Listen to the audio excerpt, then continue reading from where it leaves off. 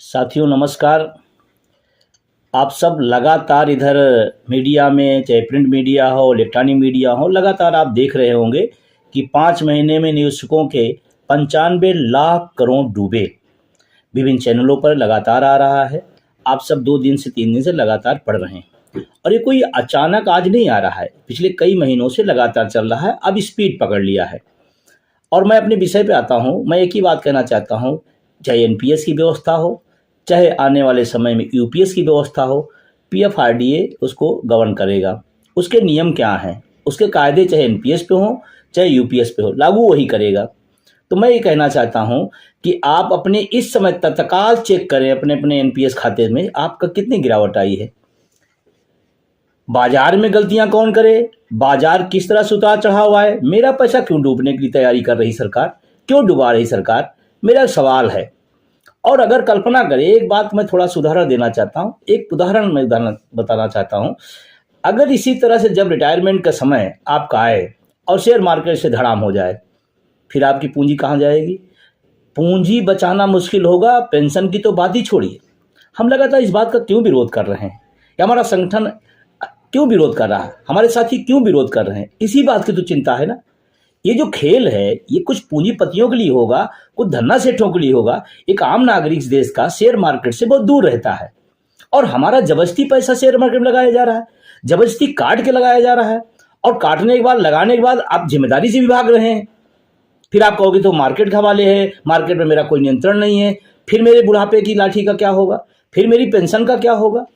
तो साथियों इस बात को आप समझिए। चाहे दुनिया के किसी क्षेत्र में युद्ध हो रहा हो तो पैसा हमारा गिरेगा, श्रीलंका में अराजकता पैदा होगी तो मेरा पैसा गिरेगा, बांग्लादेश में या दुनिया किसी क्षेत्र में किसी भी तरह का कुछ भी हो जिसमें आपकी कोई भूमिका ना हो, फिर भी पैसा आपका डूबेगा। क्यों भाई, ऐसा क्यों कर रहे हैं आप? और इसीलिए आप सबको इस बात को समझना पड़ेगा कि ओल्ड पेंशन हमारे लिए कितनी जरूरी है, क्यों महत्वपूर्ण है, और उसके लिए हमें शिद्दत से लड़ना जरूरी है। इसीलिए एनएमओपीएस के साथ, उसके सहयोगी संगठनों के साथ आप सब शिद्दत से साथ जुटिए। अगर इतने देखने के बाद भी आपको चेतना नहीं आ रही है तो फिर आप बुद्धिजीवी जो हैं, अपने आप को कहते हैं, उसको छोड़ दीजिए।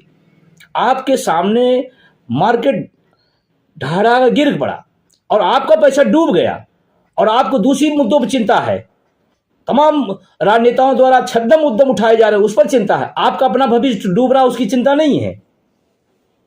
मेरे साथियों, मैं आपसे पुनः अपील करना चाहता हूं, चाहे एनपीएस हो या आने वाले टाइम में यूपीएस हो, पीएफआरडीए एक पाइपलाइन है और वो पाइपलाइन प्रदूषित है। उसके अंदर जो भी डाला जाएगा वो गलत ही होगा, नुकसानदेह ही होगा और इसकी जिम्मेदारी किसी के हाथ में नहीं।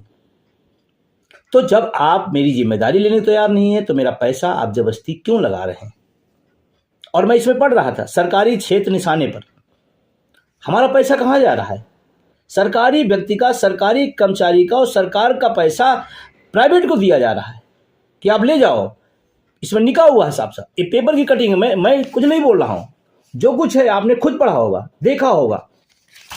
लगातार पिछले कहा जाता है, अब मुझे तो बहुत ज्यादा अनुभव शेयर मार्केट का नहीं रहता, लेकिन फिर भी कहा जा रहा है कि 28 सालों की सबसे बड़ी गिरावट है। कल्पना करो जब आप रिटायर हो रहे हो तो 38 साल की सबसे बड़ी गिरावट होगी, तो आपका जो कटा हुआ भाग है वो मिलना मुश्किल होगा। पेंशन की, नियम कानून की, यूपीएस में 50% की आपका जुमले की, उसकी तो बातें छोड़ दीजिए।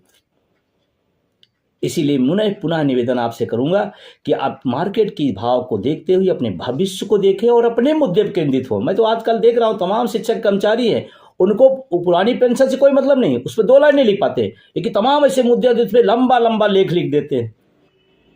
और कुछ लोग संशोधन की बात कर रहे हैं।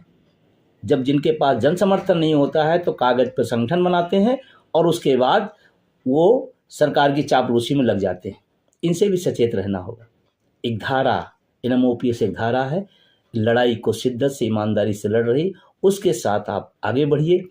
आपको अगर अब भी समझ में नहीं आ रहा है, आपके आंखों के सामने आपकी मेहनत की कमाई का पैसा डूब जा रहा है जिसमें आपकी रच मात्र की भी गलती नहीं है, तो आपको सोचना पड़ेगा।